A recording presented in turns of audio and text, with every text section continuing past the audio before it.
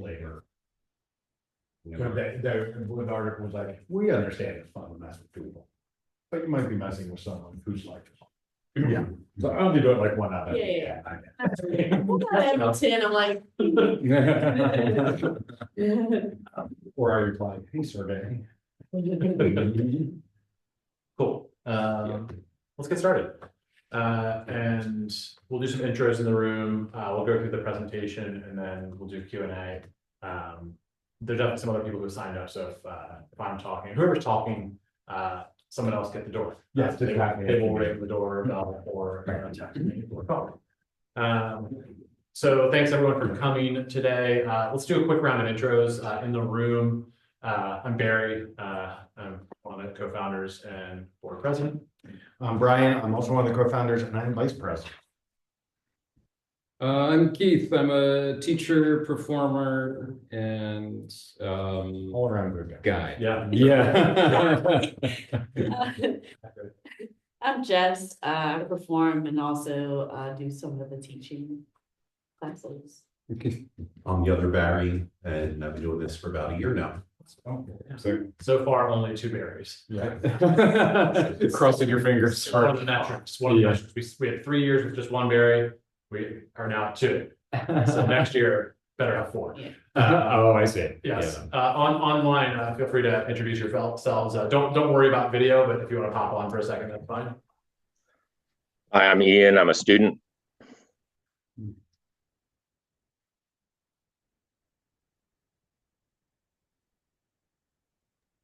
I know Bill. I'm Bill. I'm a part of Summer Fling, and I've been doing improv for about 2 years now, I guess. And I'm watching my grandson, so if I drop off, it's because he's got really active all of a sudden. Respect. Nice. I'm Laurie. I perform with Salty Tomatoes that performs at Highwire events. And kind of new to the Highwire community, but gonna be doing some volunteering with them. Hi, Laurie. Hi. I hope you enjoyed your pretzels. That was such a nice surprise. Thank you. It shouldn't be nice because I kept fucking eating yours. Excellent. You're welcome. Thanks everyone for joining. Thanks for introducing yourselves. We will go through the deck. Can everyone see the screen if you're online or somebody confirm? I think somebody did. Yeah. You can see the little bar. I see the bar. We've been doing this for 5 years. And we still don't know. We still ask. It's just become something we like to do. So, let me get this back. All right. So as we do with most of these, we'll just talk through a little bit of intro, what happened last season, what's planning for next season. Talk a little bit longer about 2025 plans, although we'll do a little bit more of that next year once kind of the full budget and everything for the year is kind of finalized and reviewed by the board. But we'll give you a preview of that. Talk a little bit about volunteer opportunities, open up for Q&A. And if folks here in the room want to jam, we can jam. And that's part of the selling point, I guess, of doing these meetings is more improv. Reminder that our mission, which is to steward a community of artists committed to growth, collaboration, joy, and justice in Baltimore and around the world through improvisational theater. As Corey put on the website, we are spreading joy through improv in Baltimore and beyond. And beyond part is still going strong with all of our online shows, which is great. One where we're going to talk about our core values, which are transparency, safety, community, and action. And hopefully these meetings represent those as well. We try and do our best here to involve anybody who wants to be involved, to share everything going on with Highwire as transparently as possible, and then make the space for people to try things, take action, not just like sit and complain about stuff, but try to fix things. It's always good, and do that with a focus on safety for everyone. Updates from season 17. If you're not in the room, there's activity on the second floor of St. Mark's, which is a multi-floor labyrinth of a space which runs many amazing programs. Labyrinth. Apparently running is the key word. Right. I'm guessing Irish dance. People have been joking about that to me a lot lately, but it happens 2 out of every 5 classes in Creative Alliance. There is an actual Irish dance class upstairs, and sometimes we have been below that class. Yeah, I've been in trouble.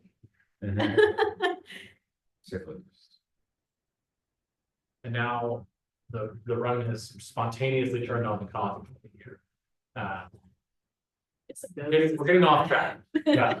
So season 17, kind of, and this is a little bit small, so I'll kind of read out the highlights here, but we have kind of run to the end of the year of seasons here. We're finally on a calendar cadence, which is nice, so that seasons line up with the regular quarters for those business-minded folks. And just generally kind of, we found a group, we're doing kind of things pretty steadily season over season, adding some venues, removing some venues, but generally in this range of like 20 to 24 shows in person per season, and around 30 online per season. It always kind of fluctuates a little bit with holidays and or summer type stuff. So if you see it go up and down a little bit, that's usually why. And the figures for season 17 are estimated based on pacing. We have 4 more shows left this year, so if you're assuming to proceed along that line, around the same 20-person audience average, still paying a bunch out to performers, and the progress has been good. I will say since, and we talked about this last time, since season 14 when we upped the performer pay from 30% to 45%, the margin we make on shows has correspondingly dropped a little bit. In season 15 and 16, that was pushed back up a little bit by the Baltimore water taxi shows, which had a $40 ticket, and kind of, we're making a lot of money, whereas we didn't have those during the winter, and so it's a little bit lower this round. Additionally, we also provided free tickets for most November, all November shows. Yeah. And I know specifically the last Blue Room night where we had back-to-back shows, we had a lot of people take advantage of that, which is great. So yeah, it's worth doing that if we're getting people in the community and experiencing it. I will say real quickly, this is a spoiler alert for season 18 slide. I'll talk about coming up. The online dipped this season, but it's going back. Yeah. And again, a lot of that too is, you lose 2 weeks for the winter holidays in December, you lose a week for the winter or Thanksgiving often, so that's not surprising to see that. And then we just always like to share some pictures of the shows. On the left was our last Sky Stage show of the year in Frederick, which was awesome. Those generally had huge audiences that were really great, and it's just a beautiful outside venue. Kind of found our footing with Riverside. Have had some more successful shows there with folks, and it's been a general crowd favorite for a lot of reasons. It's just like it looks like a stage, right? Because it is. Moved block party to Maryland Art Place downstairs, which has been really great. Although we will lose that for the next 6 months while they do some pretty substantial renovations to that building, including a new elevator and refining that downstairs space a lot. Which, if you've been there, a new elevator is needed. It's shaky, rumbly, and you really have to listen to the sign that says no more than 7 people. Oh shit!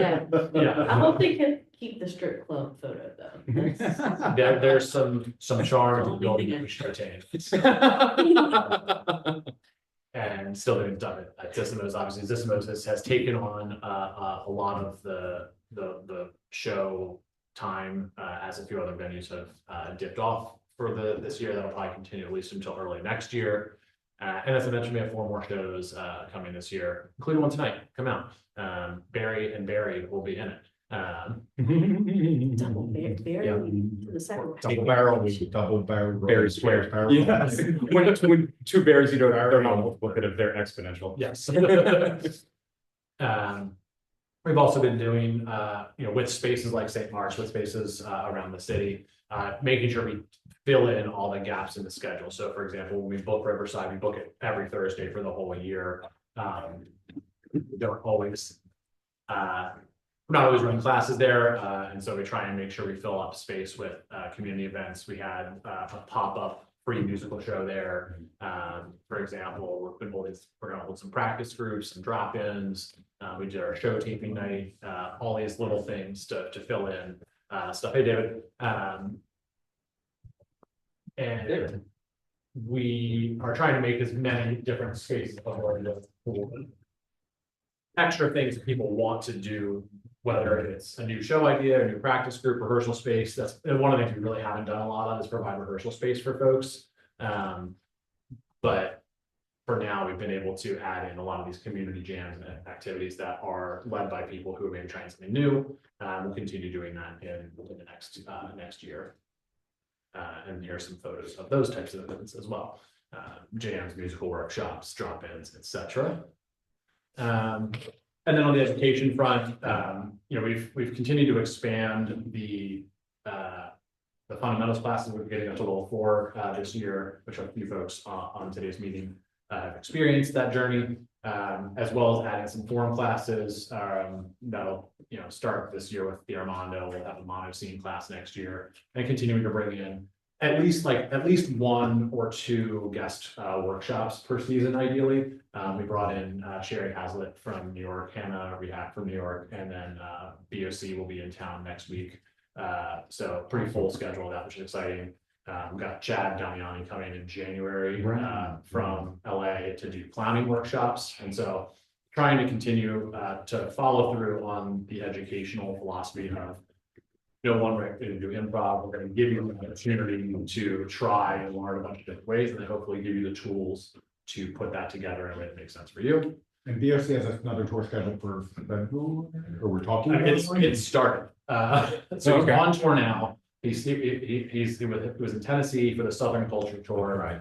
There was a diversion to Poland because they paid him to go to Poland. But he'll be back in Baltimore and then going south throughout December and January. And then he will be back in like the Northeast region in March or April, because he stays busy. Yes, It sounds like. Yeah.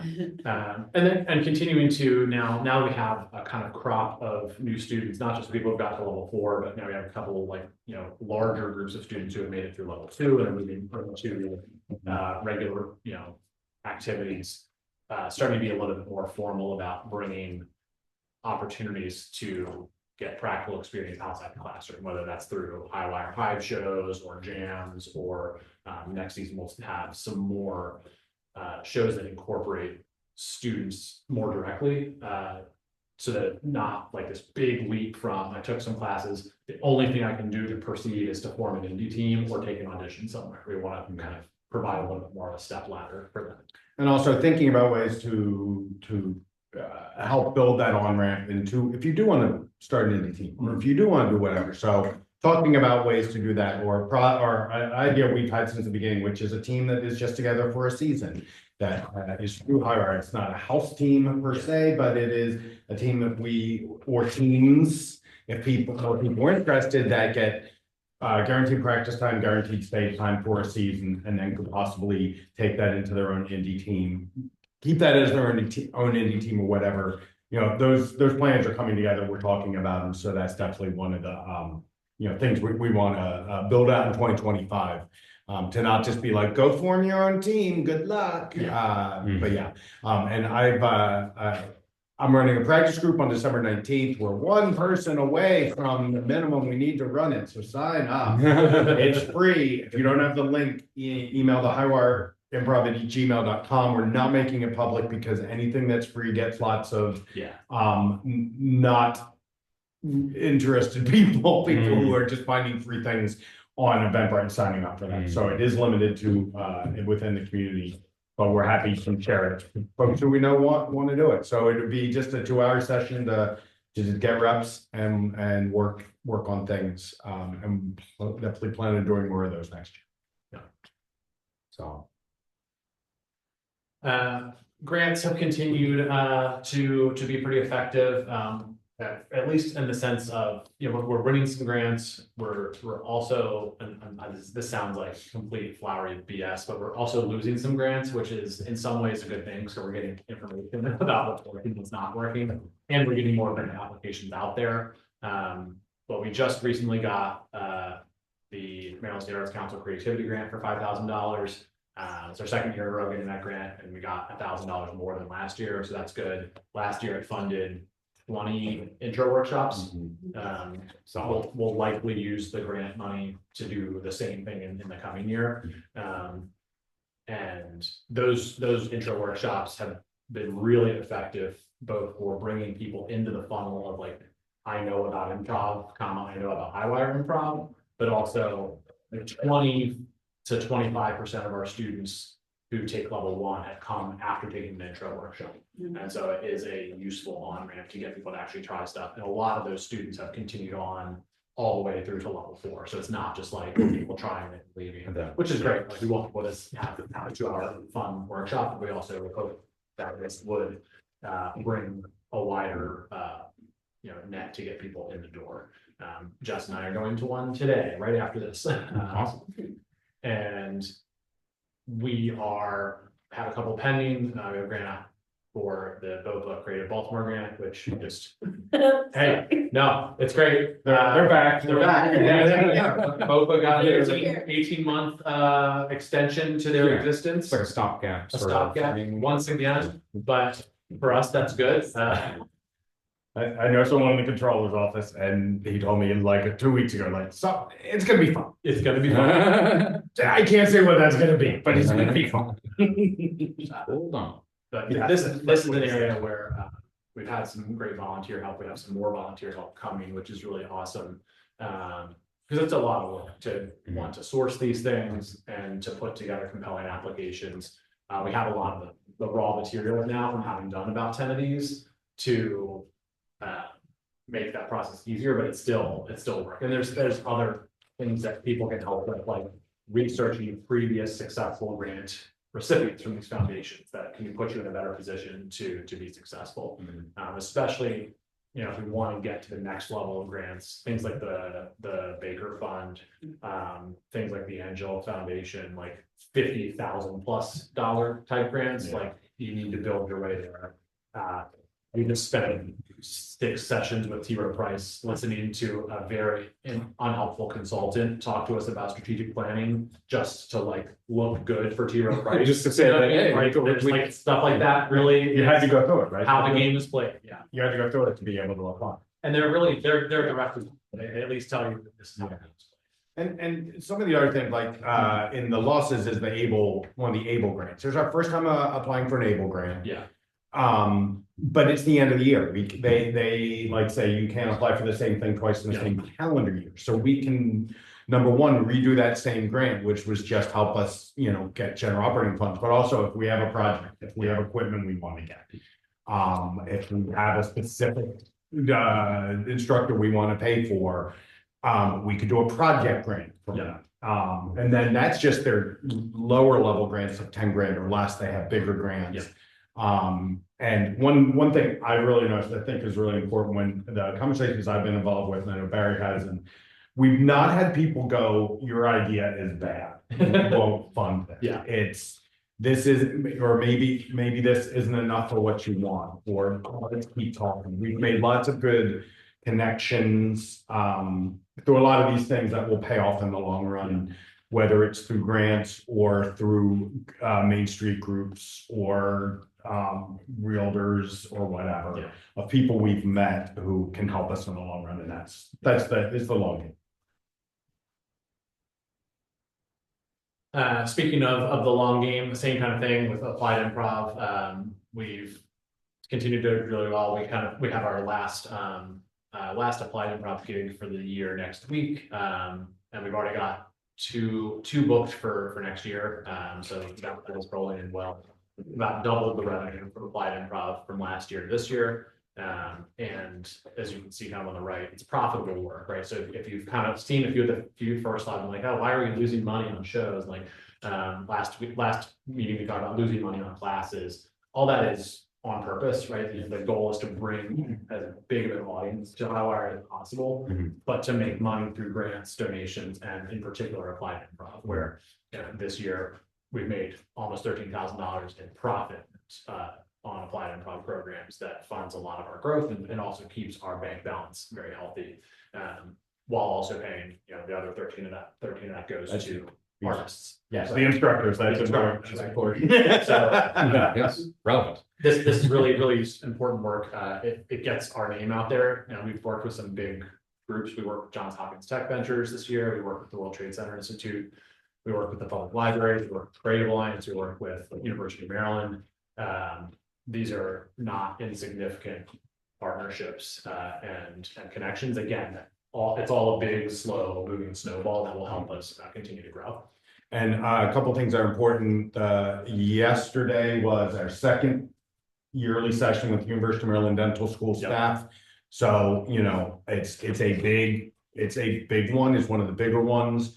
And number one, they re-upped. That's huge. Number two, lessons learned, we didn't need as many instructors, which means that those folks, that we know what we can handle it with, which then, you know, ultimately they get more money for doing it, and Highwire gets, you know, still gets its profit.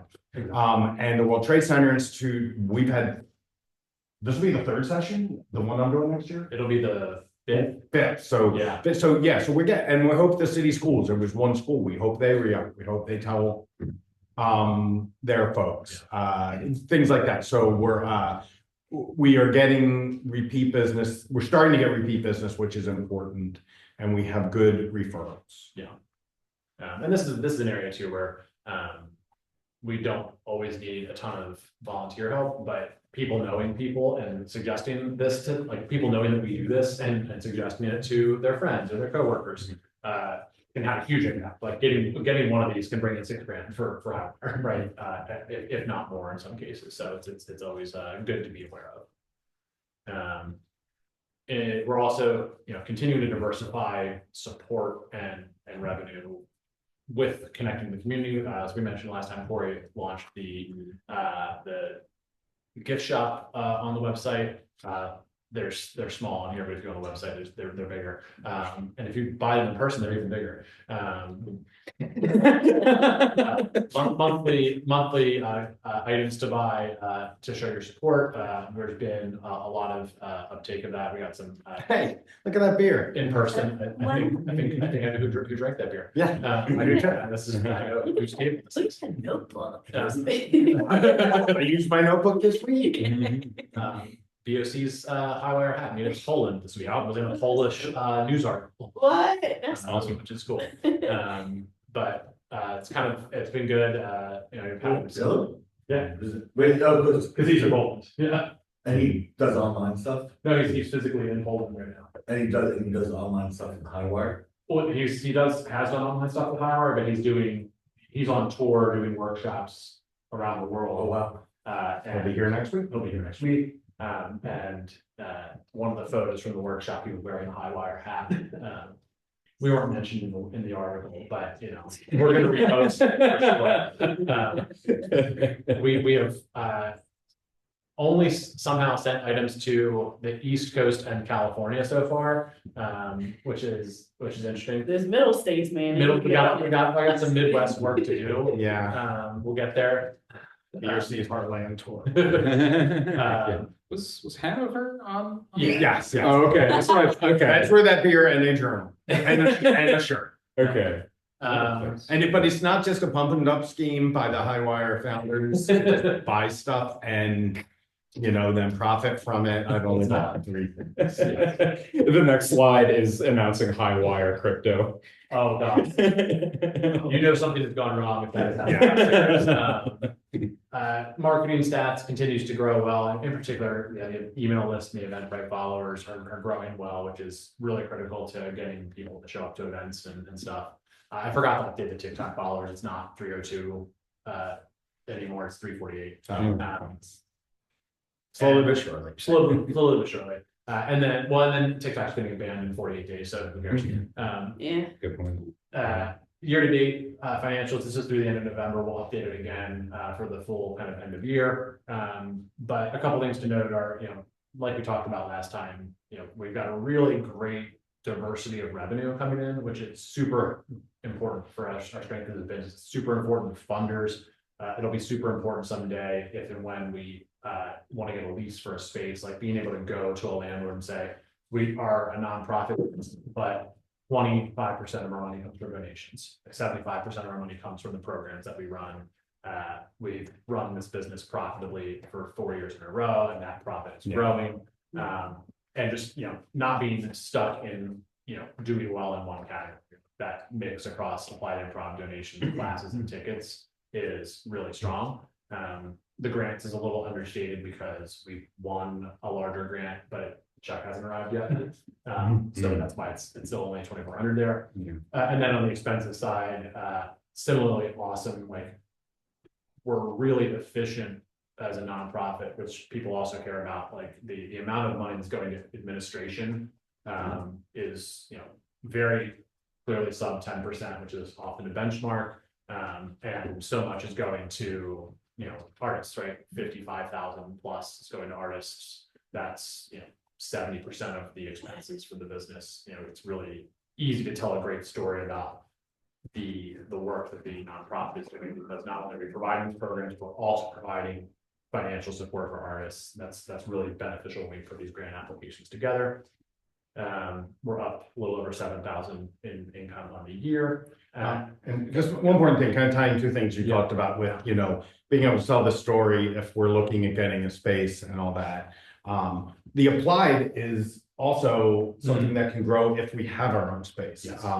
We can say to people, we can host you. One contact that we had that didn't work out for a variety of reasons was a former employer of mine, and part of their thing was, how can we do this? And their space is not conducive the way they are. I know from working there for 11 years, they do not have a space the entire staff can be in. It is a place I used to work at. This particular group does not have space to put everybody in. Especially for a moving around activity.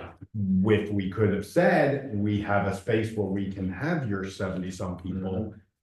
That makes it easier. Or we can do, it just creates that flexibility.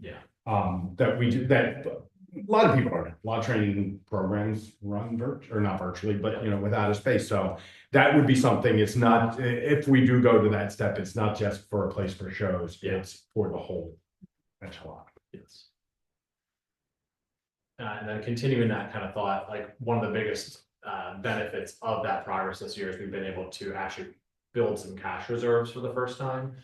So in addition to having a working balance in our checking account, which is just generally kind of sits around $5,000 for the work that we do. At the start of the year, we had a separate accounting fund and bank account for cash reserves in the case of emergencies. That just had $100 in it. It was just a conceptual idea of an emergency fund. Now it's in a proper fund. We have over $7,500 set in cash reserves. Same kind of connected story, right? As we consider taking on more fixed costs, maybe run more programs, we potentially have space. Banks, grantors, lessees are going to require us to demonstrate stability. That's part of it. But also we just want to, we all saw what happened 4 years ago. We want to be prepared. And something happened that causes us to be disruptive. Shut down. The goal is to have at least 6 months of our fixed expenses in reserve to protect the organization. Season 18. Okay, season 18. Very, I use this phrase way too much, very excited. 43 in-person teams, 28 online. I think the online went up 1 or 2 from last time. And it includes a group from New York. I'm blanking on their name, but they had done stuff under a different name with Highwire back during lockdowns, and they are back into it. And had just such a good experience, they wanted to come back. So we're that's just really nice when they think about us a couple years later. 23 in-person shows, 4 or more different venues. A couple teams got emails saying your show is at a TBA place, because we're still talking. So we have had some changes. Charm City Meadworks is not, and Waverly Brewing are no longer hosting programming. Those have dropped off. Meadworks was such a great, reliable venue, but businesses change their philosophy, and we just have to roll with that. We're talking to 1 or 2 new places. We're talking to 1 or 2 old places. Some of them they're newer suggestions, so we really haven't ironed things out. Some of them just waiting for people to get back to us. That's a fun part of this. Blue Room doubleheaders have been great. We've been very, very grateful to Kelly at the Blue Room for being very flexible and open with opening the space to us. So the last Blue Room doubleheader was just spectacular. It was full pretty much the whole night. Great energy, great shows. And we're hoping to keep building on that. We have 2 new shows submitted to Greenhouse. I have to talk with those folks, but they're definitely, within the parameters of what we're looking for. If you're not familiar, Greenhouse is a program where people can submit a new show idea, something that might require some coaching or show development or idea development, or it might be their first time doing a show, more than just I have a team. It needs to be more of a concept. So we're excited to get into that. We had 2 Greenhouse shows submitted for 17. One is on pause, and we'll probably pick it up in 18. The other will be debuting on December 20th at Riverside Third Space. Space or place? I'm gonna get Space. space. I'm gonna get that right one of these days. I have no. Place. Place. So if you get an email about Riverside Third Space, it's wrong. I'm dumb. And but no, we had great continuity. We have some out of town teams. One we have confirmed. 2 we still need to talk to, partially because of venue issues and dates. We are returning to Peabody Heights for we have 3 Thursday shows. Those will be a little different. They're going to be a little different than your typical 2 or 3 improv teams. We're going to try and get them to be a little more flexible, so we can maybe have a jam as part of it, or a concept show, because they might be free. Yeah. They'll probably be free. We haven't talked about that. And we're very hopeful there's not music happening at the same time. But no, I've been assured that we will have no music on those Thursdays. Yes. I am expecting music on those Thursdays. yeah, we love Eddie and the folks over there, but They have so much going on. they do. But no, it's going to be a great season, and we're continuing to build out, like I said, concepts, ideas of nights. We're going to have a musical night at Riverside, third whatever, which already confirmed. I think it's the January show. I think it's the 17th. So we'll have band karaoke and Charmony and a third thing to be decided, because there's so many great things happening in the musical space. So yeah, we're trying to build these things out. We will have the most chaotic block of programming, where we will have Scrapple and Hannah live in one block together, which they were very excited about that. I'm like, that's the point. So we're continuing to find different ways to put good stuff together, and look for the full schedule soon. If you have not confirmed, please confirm. I like making things bold on my little spreadsheet to tell me that it's confirmed. So we're getting. Similarly, as discussed, further education kind of focused on expanding the base and the top of the program. So as mentioned, through the MSAC grant, we'll be able to expand the intro workshop program to more neighborhoods, repeat some places, and we're going to try and do some workshops in the surrounding counties this year. To continue to explore news in those areas, but also try and bring people from at least the neighboring counties in. We haven't really tried to do that too much yet, but we know there's a lot of people out there who maybe will not have their first experience be traveling all the way into the city, but if they get hooked, maybe they will subsequently do so. That with shows too. With shows too, exactly. And we're aiming to run 2 level 1 classes every session in 2025. We've got a lot of the venues for classes are pretty much lined up across where we need to be. Creative Alliance has been a great partner for that. They've already agreed to run classes all of next year for us on Wednesday, so it can always be like level 1 and level 2 at Creative Alliance, and get that continuity for people who might want to continue.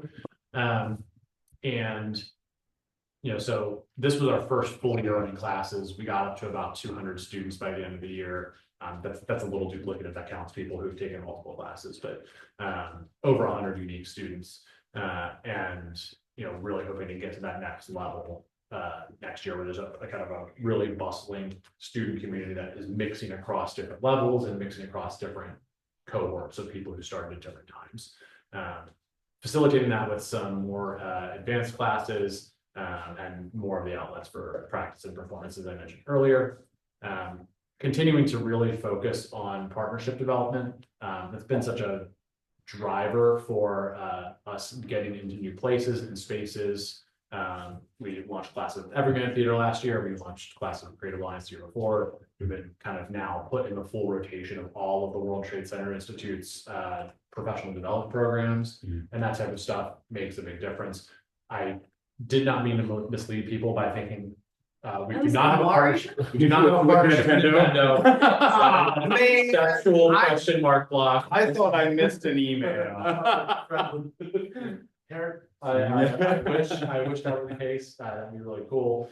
Nintendo, if you're listening. Nintendo of America. The goal is to expand this and give as much as we get, right? Like, we want to be working with these organizations to bring improv to places that it hasn't been. A lot of the show concepts that folks have been working on are about bringing improv into other environments. I don't have Baltimore Small Stages Coalition listed on here because we're not a member of that, but we've been working with a lot of their organizations. They have auditions twice a year for all of the kind of non-major theaters in Baltimore. So everything but like Hippodrome, Center Stage, and such. And there's a lot of opportunities to work with folks like that. There's just like, we want to really push people towards doing collaborative things. We think that's a big area and opportunity for growth. And in terms of how people can volunteer or help, we're trying to make this a little bit easier and more formal. We're building out like a volunteer opportunities tracker. We'd love to we're going to work to try and get that on the website in some form or fashion.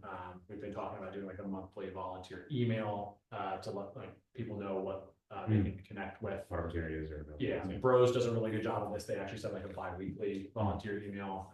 They also have a lot of like building stuff. It's like they need a lot more people power for some of the stuff that they do. But we're getting there too. Like we need that. We continue to encourage folks to join us on Slack. We do a lot of conversation, a lot of news about the organization gets posted there first, but email is just as good. You know, there's kind of regular recurring ways people can help, like hosting shows, being front of house, being online tech. But then there are a lot of other ad hoc ways, and we want to do a better job of sharing those ad hoc ways, like helping with the grant submission. I would say just from what I've seen in the year ahead, the big things that, you know, the categories of help that we really don't currently have support on that would be great are anybody who can help us find venues to play in or to have classes in. It's a never-ending search, and the way that we've kind of set up the organization means that's a constant thing we have to do. And you know, people know people and people know places. So if you know something, please share it with us. We'll do all the logistics if you just make the introduction. Can I ask a question about that? Yeah, please. When thinking about venues that we could share as ideas, how have in the past like venues worked with payment? Like, do you pay them? Do they pay you? Does no one pay anyone? Just so I know, like, what kinds of venues. The short answer is yes. We have every venue has its own system. We have some that have just said, hey, we want the bar or we want the business. Come on in and you can use the room. We have some where we split tickets. We have some where we pay them a rental fee. So it really depends on the setup of the place. And we're happy to work with them because we are used to doing it. Okay, good to know. Thank you very much. Yeah, we have not ruled anyone out for anything other than they're too expensive. Yeah. Typically, we would like more accessible locations. We do realize that is an issue, especially with the with the living room. It's a big stairwell. It's tough. We don't love that. We would like for like if we have a forever home, it would be that's the first thing. We're not gonna rent a space that has a stairwell up to it. But right now, as we use spaces, we're gonna figure that out. And just one other time, Barry mentioned Bros has a great email. We are having a workshop at Bros Baltimore Rock Opera Society next year in January. Yes, January. So again, they could be the Mario Brothers thing right there. And one other thing about these volunteering, folks, if anyone looks at this and goes, I don't know if I can do any of those things, we will make it as easy as possible for you. Very specifically for the online tech. So we run shows 3 days a week. the online teams have been spoiled for the past 4 years. Those of us who do the online shows will play music. We will do as much as we can. The online teams are on notice that they might get someone to just open the Zoom and press start streaming. They might have to get their own suggestion. They might have to introduce each other, partially because it's falling on a few people. And partially because I want more people to be able to do it and to just realize I just have to open a Zoom, let people in and hit start streaming. That's all. If that is your level of comfort, we want you. Yeah. And I am happy telling online teams, sorry, you're not going to get a perfect experience. You're not going to get a bespoke walk-on song. Yeah. You might if I'm teching, but if someone new wants to help, I'm not going to expect them to be at a, expert level the first time they do it. Front of house, if you can swipe on iPad, you can check people in. And actually, I don't think you need to swipe anymore. I think you just need to press the button. Yeah, there's multiple. Progress. So it's not that people can't do those things, but if you don't want an intensive job, we have easy things to help. You can also do things like go through our YouTube collection and tag shows, because I'm like 2 years behind on something. Yeah, there's all kinds of stuff like that, and as Brian said, if you're like, I don't know about these things, but I'm good at X, let us know. We will do our best. And we are working on how-to guides. Yes. That's it. Thanks everyone for listening. Thanks everyone so far for a great year. And we'll open up for anybody has any questions or ideas, or if you want to provide answers. Yeah, that's fine. You can plug things. Cool. All right. So next Wednesday is our last. Oh, yes. West Virginia came out. That West Virginia. Okay, y'all. Works to get me every time. Is our last fundraiser of the year. So like the last couple months, we've been having fundraisers to raise money for Highwire. The next one is at Union Craft Brewery. And so that word also gets me. Union Craft, and it will be from 4 to 10. And it'll be one. The 10 got me. I'm so sorry. $1 for every beer goes back to Highwire for that whole time. And you don't have to say Highwire. It's literally anyone who comes in to buy a beer. I asked, it also includes their cider. Who doesn't drink? And then also it's their burger night. So supposedly they have a delicious place there. But yeah, please come out. Also, if you have any businesses, restaurants that you feel would be good partners for that, I'm just gonna start the end of this month, starting to try to get ones for next year, because like the goal is to have one per month. So if you have any places, let me know and I can reach out to them, and I'll do my fancy cold email for the rest of the place. And then next Tuesday, if anyone is interested, at Homewood, is it Homewood? Yeah. Yes. Homewood Friends Meeting Space. That's it. Meeting house. House. Meetings place. House. We have a vision boarding and goal setting, like community hangout. So Howard's also like done a really great job of like just creating like community space that is sometimes not improv, but just like hanging out and getting to know each other. So if you want to come through, make a vision board, write your goals for the year, or just come hang out, it'll be Tuesday from 7 to 9 at the Homewood Meeting House space. And I think on behalf of the whole board, thank you to Jess for doing these fundraisers. They've been great. I don't know what we got on the last one, but I know the first one. I've done some of these years ago when my daughter was like in Girl Scouts and stuff, and sometimes you'd get a check for like $72. 75. And those are the ones like, ugh.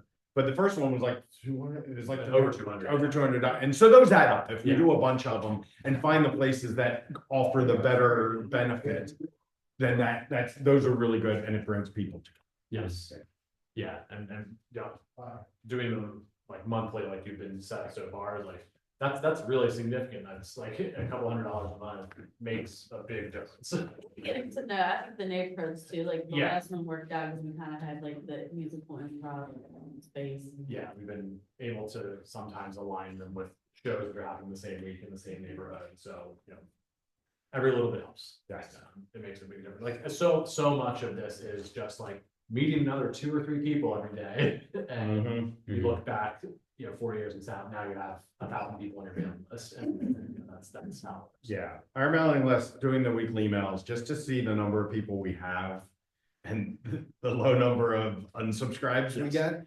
And the high number of engagement. We had a couple emails that 60% of the people open, Yeah. which in email marketing is under. It's quite good. We are consistently over 40%, which is very good. Yes. And if we're under 40, it's like 38. Yeah. And so we are consistently getting to people and, slowly brainworming our way in through these communications. The student email, is our first one, very good engagement, very good opening rates, and trying to not hit people too many times. I'm pretty solid on, we're gonna send one to the whole community a week with very rare exceptions, and one to the students per month outside of that.